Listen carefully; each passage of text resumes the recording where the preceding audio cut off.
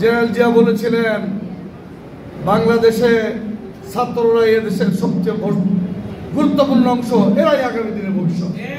তোমরা কি বলো সমাজে মাঝে কথা? আমার পাশ থেকে সরে যাও, ওরা আমাকে মারুক, আমি দেখতে চাই ওরা আমাকে কি বলতে চায়, আমি শুনতে চাই।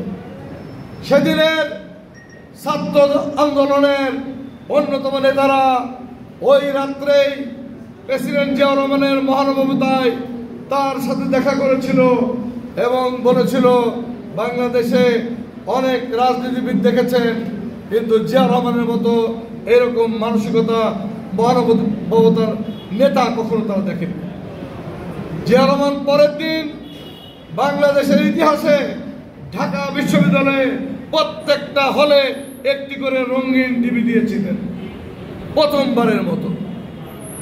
আমরা 1982-83 শিক্ষাবর্ষে ঢাকা বিশ্ববিদ্যালয়ে ভর্তি হয়ে জিয়া রহমানের তো পেলাম না, পেলাম এর সাথে। সুতরাং প্রথম এর সাথে বিরুদ্ধে যে মিছিল, সেই মিছিলে আমি অংশগ্রহণ করেছি ঢাকা বিশ্ববিদ্যালয় চত্বরে 1983 সালে, এবং তারপরেই শুরু হয় এর সাথে আন্দোলন।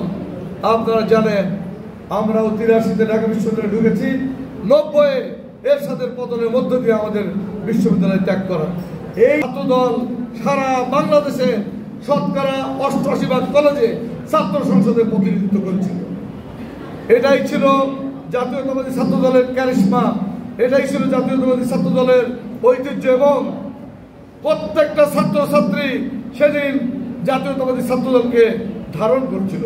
তাই ফারুকুজ্জামান ফারুক বলেছে 91 সালে সবাই হাসাহাসি করতো বিএনপিকে নিয়ে, 10টা সিটও পাবে না বলেছিল, কিন্তু বিএনপি সরকার গঠন করেছিল, বেগম খালেদা জিয়া প্রধানমন্ত্রী হয়েছিলেন।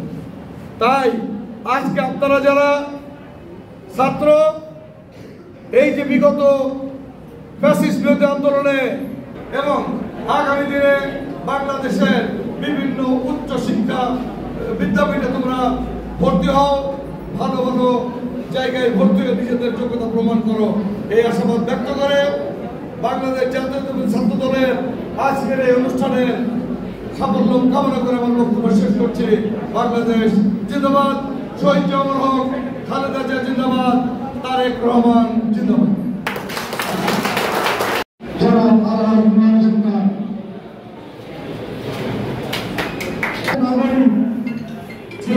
শিক্ষার্থী যেন তার মতো বাংলাদেশ, আমি আবারও আপনাদের সফলতা করছি এবং বাংলাদেশ জাতীয়তাবাদী সম্মান জানিয়ে আমি আমার বক্তব্য শেষ করছি।